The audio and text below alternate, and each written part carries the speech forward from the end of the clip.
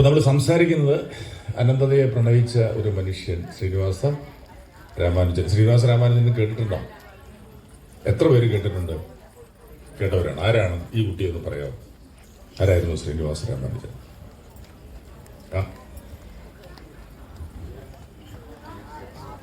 ഏത് രാജ്യക്കാരനാണ്?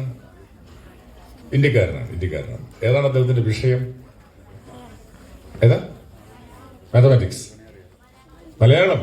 ശ്രീനിവാസ രാമാനുജന്റെ വിഷയം മലയാളമാണ്. ഭാഷാ വിഷയം ഭയങ്കര ബുദ്ധിമുട്ടായിരുന്നു ശ്രീനിവാസ രാമാനുജന്. പരീക്ഷയിലെ ഈ നമ്മുടെ +2 പരീക്ഷയിലൊക്കെ സ്ഥിരമായിട്ട് തോറ്റുകൊണ്ടിരുന്ന വിഷയങ്ങളിലൊന്നാണ്. തോൽക്കുക എന്ന് പറഞ്ഞാൽ ജയിക്കാനുള്ള പാസ് മാർക്ക് കിട്ടണ്ടേ? മാർക്ക് തന്നെ കുറവായിരുന്നു. താല്പര്യമില്ലാത്തതുകൊണ്ടാണ് കേട്ടോ. അപ്പൊ മലയാളമല്ല, അകത്ത് കയറുന്ന സംസാരിക്കരുത് പ്ലീസ്. ഓക്കെ, പെട്ടെന്ന് വരും. അപ്പൊ ശ്രീനിവാസ രാമാനുജനെ കുറിച്ചാണ് പറയുന്നത്. വളരെ കുറച്ച് സമയം ഞാൻ ഇതേ വിഷയം തന്നെ എനിക്ക് തോന്നുന്നു മണിക്കൂറുകളോളം പലപ്പോഴും കോളേജ് വിദ്യാർത്ഥികളോട് സംസാരിക്കാറുള്ളതാണ്. ആ വിഷയത്തെയാണ് ഒരു 15-20 മിനിറ്റ് വരെ സംസാരിക്കുന്നത്. അതിൽ തന്നെ 5 മിനിറ്റ് പോയെന്ന് തോന്നുന്നു. എത്ര സമയം അധ്യക്ഷൻ എനിക്ക് തരും എനിക്കറിയില്ല.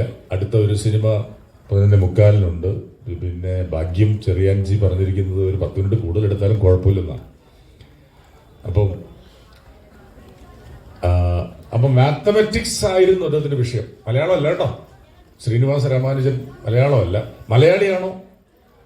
അല്ല, മലയാളിയല്ല. ഏതാ സംസ്ഥാനം? തമിഴ്നാട്. ഏത് രാജ്യം എന്ന് ചോദിക്കുന്നത് ഭയങ്കര മോശം.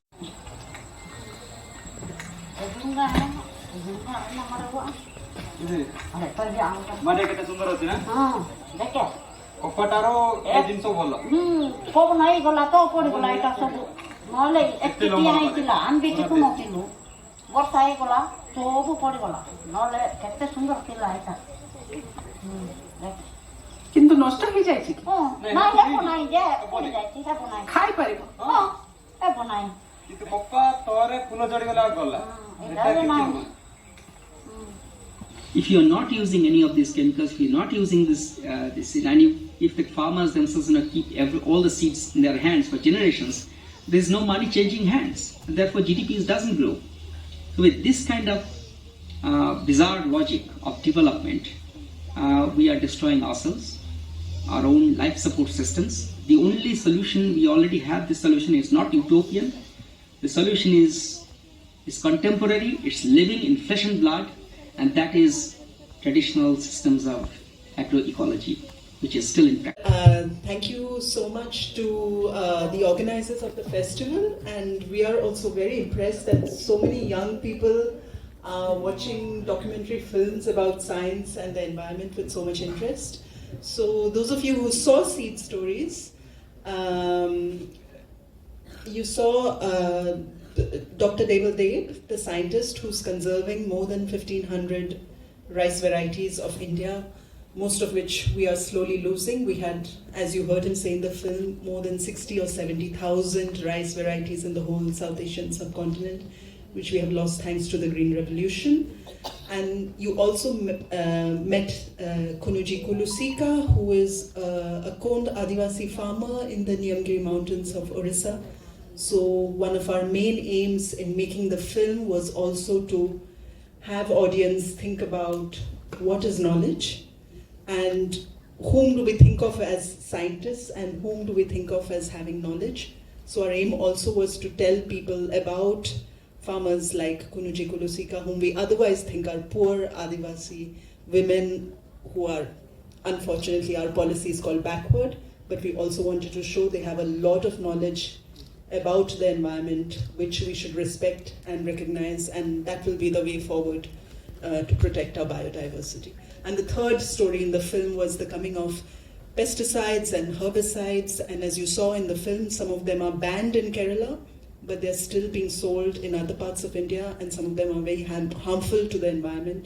So our aim also was to show what is this change coming in and what will be the impacts of that, and what do we really mean when we say this word sustainability. So I hope you enjoyed the film, and if you have any questions, my co-director Aniket and I are happy to answer. From Sagrad School, and I'm studying in 9th grade. So my question is, what motivated you the most to do this documentary? What was your motivation? Sure. Okay, thank you for the question. Our motivations were slightly different. I grew up in Maharashtra, and when I first time went to this area, Chitrangada is a journalist. She's been covering this landscape for over 15 years now. And when I first went with her, I was just so struck by the richness of the agriculture. And I use this word very deliberately because Odisha is not considered a rich state in India. And if you can take most Government of India policy documents, when you will see Odisha, either the sentence before or the sentence after, you will see the word backward. And there are problems in Odisha. I'm not saying there are not problems, but the agriculture, if we think of sustainability, if we think of farmers having their own seeds, and if we think of tasty food, Odisha is very high up there. I mean, Kerala is also a very rich state in that sense. But Maharashtra has a lot of problems. Maharashtra is one of the epicenters, one of the centers of suicides by farmers. So what we wanted to do was to take the parts of agriculture in Odisha which are very useful, which are productive, and which are helpful for farmers, and somehow find a way of bringing that kind of knowledge back to Maharashtra. But how do we do that? Because Maharashtra farmers don't speak Odia, Odia farmers don't speak Marathi. So we came upon the film medium. And that was, in a way, we are still working on it. We are trying to make this film accessible to farmers in their language through voiceover. So that project is still ongoing. Yeah, like I said in the beginning, one key motivation for me to make the film was to show the woman farmer whom you see in the film, and to show her work, her knowledge, the knowledge of growing 50 different crops in 1 year. It's not a small knowledge. It's how many of us in this room know how to do that, right? But we don't recognize that knowledge. The way mainstream science in India functions, the way agriculture policy functions, we do not recognize the contributions of people who actually have the knowledge. So that was also a big motivation for us to make the film, to show her in a way that people really think, why do we think that Adivasi communities are less than us? So to question that hierarchy which we have in our mind. Thank you, ma'am. Thank you, ma'am. My name is Jolin Maria, and I'm coming from Irinjalakuda. I'm coming from LFCHS Irinjalakuda. I'm studying in 8th grade. So my question is, what were the difficulties you faced while shooting this documentary? Thank you for that question. So the film was mostly shot in one village, but through the story of this one village, we wanted to tell a story about what is happening to agriculture globally. So it was shot mostly between 2020 and 2023. So that was also when the pandemic came. So that was one challenge, to be able to travel and shoot. And then I am also a journalist, and I also work in a university. My co-director is an anthropologist. He also works in a university. So we were making this film on the side while also doing our other work. So that was the second challenge, to balance all these different things. And the third challenge, which you can see a bit in the film, is the whole film is shot outdoors. And we didn't have a massive budget. We were making the film mostly out of our own money and research funds. And we also wanted to build relationships with the people whom we show in the film. So we didn't want to just go one day, shoot, come back. We wanted to spend a long time there so that people know what we are doing, and we also show them in a way which respects their own lives and their knowledge systems. So those were some of the challenges, to make the film in a way which respects them and to do it with the resources that we have. Does that answer your question? Yes, ma'am. Thank you, ma'am. My question is that I'm Angel MF. I'm coming from Claria Barbary Holy Angels English Medium, Varkanjeri.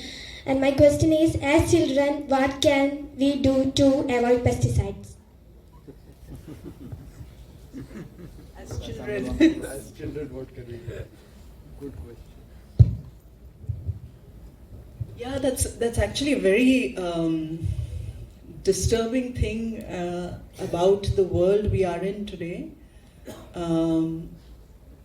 India is manufacturing a lot of pesticides now, and we are also exporting a lot of pesticides.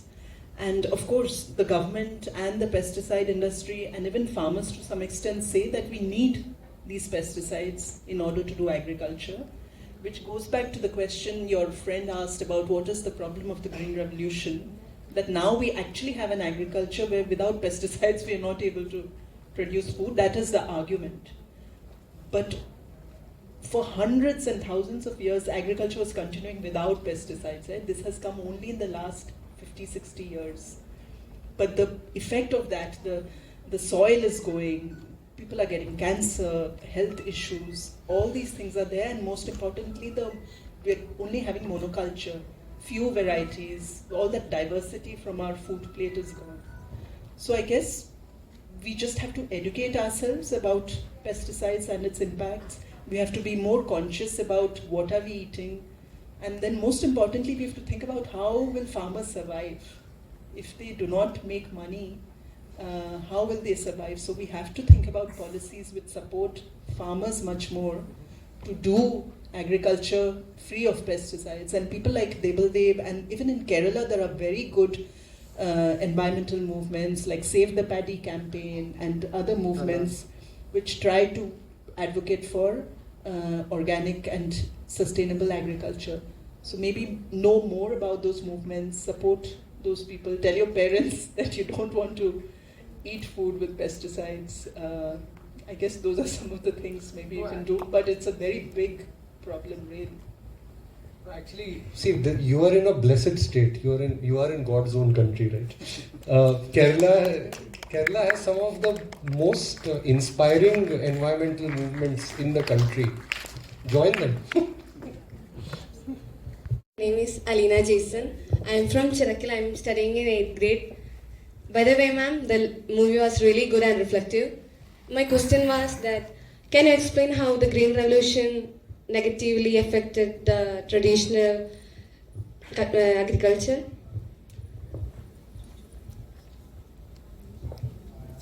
It's a difficult question. Yeah, of course, very difficult. It's a difficult question. You need 1 week for that. Okay. Well, okay, it is a difficult question, Alina. The Green Revolution was launched because there was a fear of insufficient food in the country.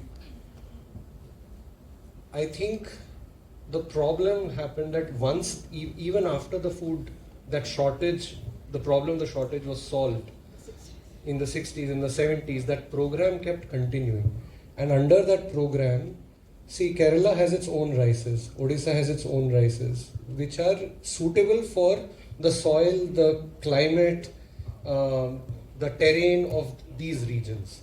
What the Green Revolution did was it promoted just a few kinds of rices and wheats over all these diverse landscapes.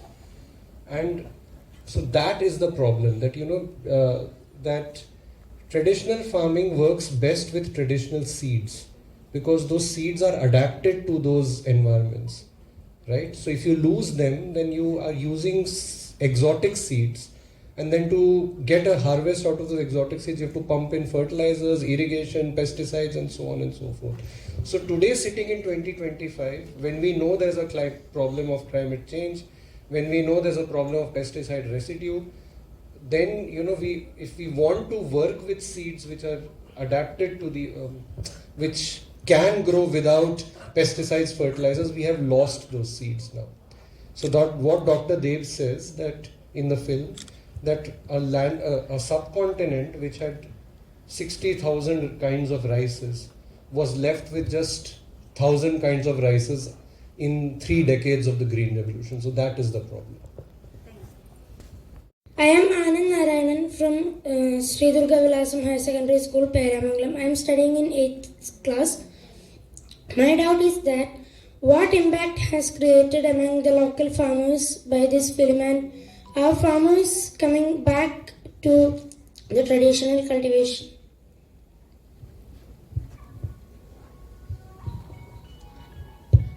So the film, as you saw, is mostly in Oriya and Kui, but the parts where the scientist was speaking, Dr. Debel Deb, who is saving 1500 rice varieties, he's also like a narrator of the film. His parts are in English. So right now we are doing the Oriya voiceover for his parts. Then the full film will become in Oriya, and then we plan to show it in the villages. So we made this film last year, and like I said, we are a small team and we are also getting resources all the time. So once we show the film, hopefully, we just want farmers to know what are the dangers of these pesticides. But everybody needs money. As you see in the film, one main reason they are putting cotton is that they want some money for themselves.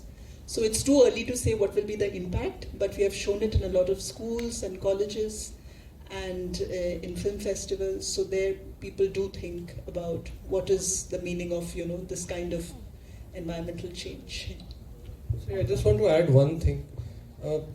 There are multiple audiences for this film, and one very important audience for this film are policy makers in state governments as well as the national government. And some of this actually are problems which can be dealt only by the national government. For instance, that herbicide that we show is very dangerous. Kerala has banned it. Punjab has banned it. Kerala government has officially also asked the Indian government, because pesticide registration is something that happens at the level of the Indian government, to take very strong action to make sure that it is not used in ways beyond prescribed ways. So we are also trying to use this film to get people in New Delhi to realize the dangers of these pesticides. How far has that gone? Not very far. കൃഷിയെ, മണ്ണിനെ, കാലാവസ്ഥയെ എല്ലാം അറിഞ്ഞുകൊണ്ട് അല്ലെങ്കിൽ അവനവൻ താമസിക്കുന്ന സ്ഥലത്തേക്ക് പറ്റിയ ഇനങ്ങൾ തിരഞ്ഞെടുത്ത് കൃഷി ചെയ്ത് വിജയിപ്പിച്ച് അവനവൻ്റെ ആവശ്യത്തിന്, നമ്മൾ കമേഴ്സ്യൽ കൺസെപ്റ്റൊക്കെ ഇപ്പോഴാണ് വന്നത്, ആ രീതിയിൽ അല്ലാതെ ചെയ്യുന്നവരാണ് യഥാർത്ഥത്തിൽ കർഷകർ. പക്ഷെ ഇവിടെ എന്താ സംഭവിക്കുന്നത്? വിത്ത് അവർക്കുണ്ടാക്കാൻ പറ്റുമോ? ഇല്ല. വളം അവർക്കുണ്ടാക്കാൻ പറ്റുമോ? ഇല്ല. ഏത് വളം അവർക്ക് തീരുമാനിക്കാൻ പറ്റുമോ? ഒന്നുമില്ല. എല്ലാം ആര് പറയും? കോർപ്പറേറ്റ്സ് പറയും. അത് വാങ്ങിച്ച് കൃഷി ചെയ്യുക, മാക്സിമം ലാഭം ഉണ്ടാവുന്നവർ പറയും, ചിലവുണ്ടാകാം, അല്ലെങ്കിൽ ഇൻ ലോങ് റൺ ഒരിക്കലും അത് ഉണ്ടായിക്കൊള്ളണമെന്നല്ല, ഒരിക്കലും ഉണ്ടാവില്ല. മണ്ണിനെയും വെള്ളത്തെയും മൊത്തം ഭൂമിയെ തന്നെ അത് ക്രമേണ നശിപ്പിച്ചു കളയും എന്നുള്ളതാണ് അവിടുത്തെ പ്രോബ്ലം, അല്ലേ?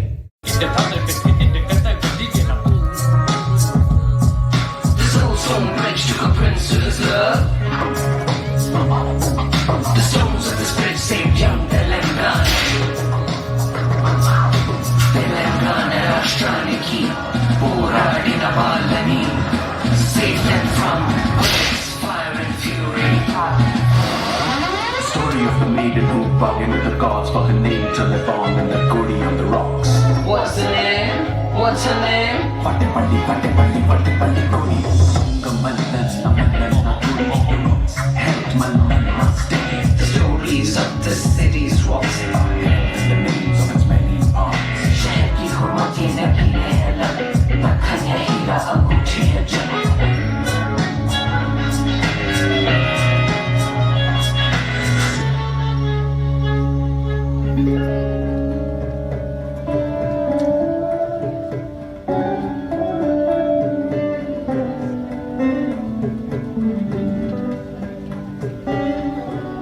कुछ कौस कज़ह से रंगत ली।